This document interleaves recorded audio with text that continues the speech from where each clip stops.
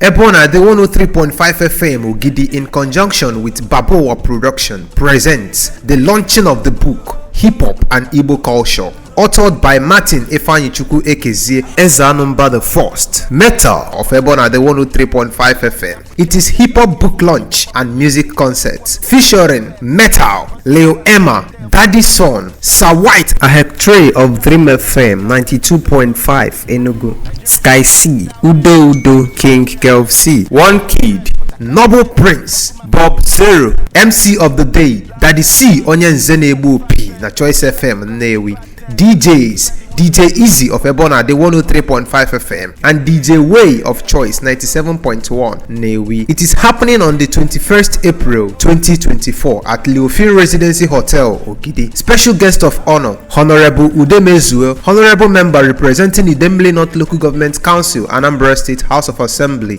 For enquiries on sponsorship and advert placement, call 08039167049 or you WhatsApp 08065796599. There will also be a press conference on Tuesday, 16th day of April 2024 by 1 p.m.